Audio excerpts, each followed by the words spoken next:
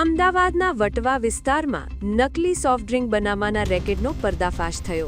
Vatva police station વિસ્તારના નવાપુરા વિસ્તારમાંથી મુમતાજ અહેમદની પોલીસે ઝડપી પાડ્યો।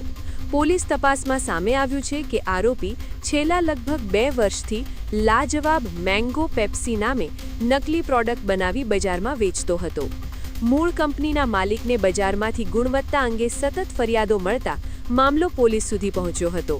તે બાદ વટવા પોલીસે તપાસ શરૂ કરી અને શંકાના આધારે નવાપુરા વિસ્તારમાં રેડ પાડતા આખું રેકેટ બહાર આવ્યું। પોલીસે આરોપીના ઘરેથી મશીનરી, મિશ્રણ બનાવવાના સાધનો અને અન્ય સામગ્રી સહિતનો મુદ્દામાલ જપ્ત કર્યો છે। આ મામલે આરોપી સામે કોપીરાઇટ એક્ટની કલમ 63 અને 64 હેઠળ ગુનો નોંધવામાં આવ્યો છે। આરોપી કાચો માલ ક્યાંથી લાવતો હતો અને નકલી પ્રોડક્ટ બજારમાં ક્યાં વેચાતી હતી તે અંગે પોલીસે વધુ તપાસ શરૂ કરી છે। પોલીસના જણાવ્યા મુજબ નકલી પ્રોડક્ટ લોકોના આરોગ્ય સાથે પણ ચેડા કરી શકે છે।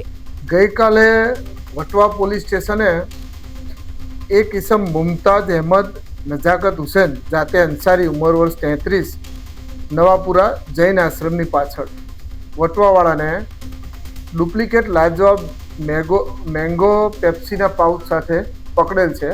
એની મશીનરી અને લગભગ એના ઘરની અંદર ફેક્ટરી જેવું ચલાવતો હતો। છેલ્લા 2 વર્ષથી એ બીજી કંપનીના નામે આ પ્રોડક્શન કરીને બજારમાં વેચતો હતો। ત્યાં પોલીસે રેડ કરી અને આરોપીને પકડી લીધેલ છે। એના મૂળ માલિક છે એને કમ્પ્લેન મળતી હતી બજારમાંથી કે ભાઈ તમારી જે પ્રોડક્ટ છે એની ક્વોલિટી બરોબર નથી આવતી। એ કમ્પ્લેનના આધારે એના મૂળ માલિક કઈ જગ્યાએ પ્રોડક્શન થાય છે, કેવી રીતે થાય છે એની તપાસ કરતા હશે। દરમિયાન ગઈકાલ તેઓ વટવા પોલીસ સ્ટેશનની મદદે ગયા અને વટવા પોલીસને સાથે રાખીને એ લોકોએ શોધખોળ કરી અને એમને શંકા જતા વિસ્તારમાં શંકા જતી વ્યક્તિ ઉપર વોચ કરેલી અને પોલીસે રેડ કરી આરોપી પકડી પાડતા તેમની જે લાજવાબ મેંગો પેપ્સી છે તેનું ડુપ્લિકેશન કરતા આ લોકો પકડાઈ ગયા। પછી એને કોપીરાઇટ એક્ટની કલમ 63, 64 મુજબ ગુનો દાખલ કરવામાં